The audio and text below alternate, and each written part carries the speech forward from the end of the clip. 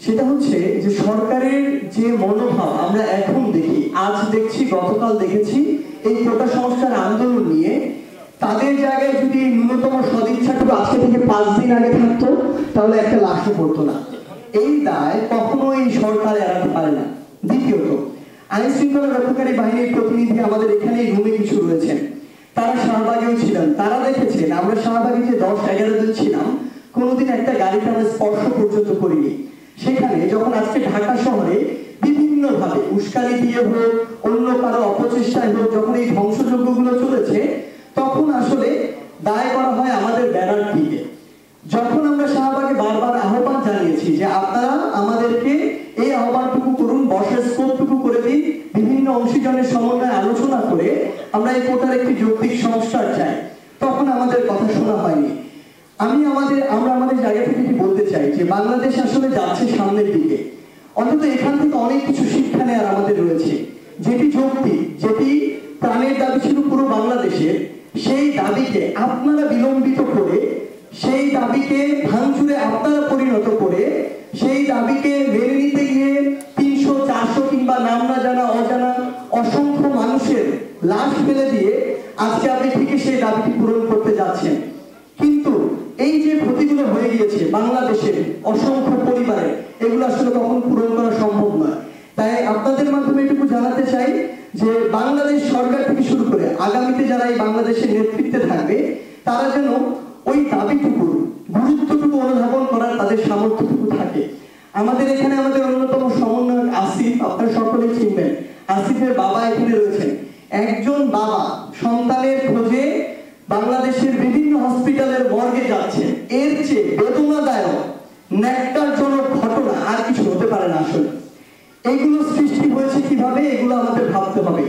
আমাদের সাইড রংপুরে সে নিরস্ত্রভাবে খালি গায়ে হাত পেতে বুক পেতে দাঁড়িয়ে আছে, তাকে রাবার বুলেট দিয়ে গুলি করে হত্যা করা হয়েছে। আপনারা একবার চিন্তা করুন তাহলে কতগুলো রাবার বুলেট তার গায়ে আঘাত করেছে।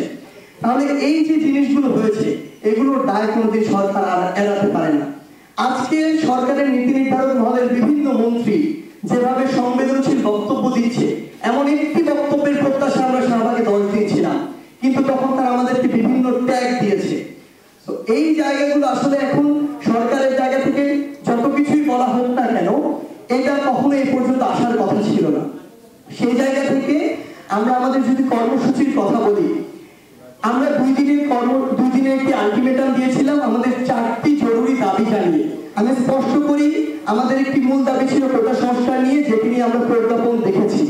আমরা 8টি দাবি জানিয়ে এসেছিলাম উদ্ভূত নতুন যে ঘটনা সেগুলোর ভিত্তিতে, এবং আমরা গত 2 দিন আগে জরুরি ভিত্তিতে 4টি দাবি জানিয়ে এসেছিলাম। কারণ এই 4টি দাবি পূরণ না করলে বাকি 8টি দাবি নিয়ে কথা বলার কোনো সুযোগ নেই। আমরা 2 দিন আলটিমেটাম দিয়েছিলাম, আমরা কোনো রেসপন্স সে জায়গা থেকে পাইনি।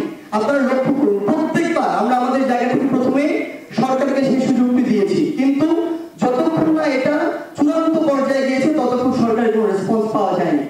আমরা আমাদের জায়গা থেকে শিক্ষার্থী সমাজ আবার বিনয়ের সাথে 2 দিনের একটি আলটিমেটাম দিচ্ছি ওই 4টি জরুরি দাবি নিয়ে।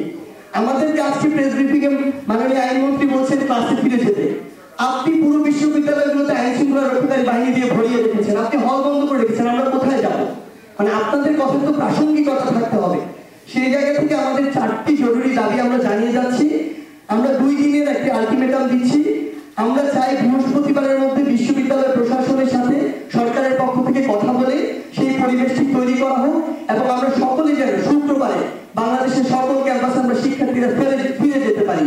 শিক্ষার্থীরা যদি ক্যাম্পাসে ফিরতে না পারি তাহলে ওই একাডেমিক পরিবেশ ফিরে আনার গল্প বলে এগুলো শুধু গাল গল্প হিসেবেই থেকে যাবে, কোনো লাভ নেই। সেই জায়গা থেকে আমাদের 4টি জরুরি দাবি আমরা আবার উল্লেখ করছি। 1, ইন্টারনেট সচল করতে হবে। 2, কারফিউ উইথড্র করতে হবে। 3, বিশ্ববিদ্যালয় বা শিক্ষা প্রতিষ্ঠানগুলো থেকে আইন শৃঙ্খলা বাহিনী সরিয়ে নিয়ে সরকার এবং প্রশাসনের সমন্বয়ে সুষ্ঠু পরিবেশ নিশ্চিত করে আবাসিক হল খুলে দিয়ে আমাদেরকে শিক্ষা প্রতিষ্ঠানে ফিরে যাওয়ার পরিবেশ তৈরি করে দিতে হবে। এবং 4, যেটি হচ্ছে যে আমাদের সমন্বয়ক হিসেবে শুধু এখানে নয়, সারা বাংলাদেশে যারা এই কোটার যৌক্তিক সংস্কারের যে আন্দোলন সেটিতে যারা সমন্বয় করেছেন তাদের নিরাপত্তা নিশ্চিত করতে হবে। আমি স্পষ্ট ভাষায় বলি, আমরা প্রতি মুহূর্তে আমাদের গ্রেফতার করা হয়, কখন আমাদের তুলে নিয়ে যাওয়া হয়, কখন আমাদের উপরে নারীদের মতো শারীরিক বা মানসিকভাবে অত্যাচার করা হয়। সো এই 4টি জরুরি দাবি সরকার যদি বৃহস্পতিবারের মধ্যে বাস্তবায়ন করে শুক্রবারে আমাদের সেই পরিবেশটি তৈরি করে দেয়, তাহলে বাকি যে আমাদের 8টি দাবি রয়েছে সার্বিক উদ্ভূত পরিস্থিতি নিয়ে, সেগুলো নিয়ে আমাদের যে কথা বলার স্কোপটি, যেটি আমাদের আহ্বান করা হচ্ছে, সেটি তৈরি হবে। এবং সবশেষে আপনাদের উদ্দেশ্যে এক লাইনে একটি কথাই বলে দিতে চাই, বাংলাদেশের শিক্ষার পরিবেশ আবার সুন্দরভাবে ফিরে আসবে কিনা, আমরা ক্যাম্পাসে যাব কিনা, আমরা কবে আমাদের আন্দোলনের শেষ ঘোষণা করব, এটি পুরোপুরি নির্ভর করছে সরকার এই দাবিগুলো জরুরি ভিত্তিতে মেনে নিয়ে আমাদের জন্য পুরো বাংলাদেশে এই পরিবেশটি কতটুকু উপযোগী করে দিচ্ছে। সরকার যদি চায় এটি বৃহস্পতিবারে করতে পারে, সরকার যদি না চায় তাহলে এটি অনির্দিষ্ট সময়ের জন্য যেতে পারে। তাহলে আন্দোলন কোন দিক থেকে ঢাকা বিশ্ববিদ্যালয়ের কেন্দ্রীয় লাইব্রেরি কিংবা রাজু ভাস্কর্যের অফিসিয়ালি শেষ হবে সেটা নির্ধারণ করবে সরকার। ধন্যবাদ।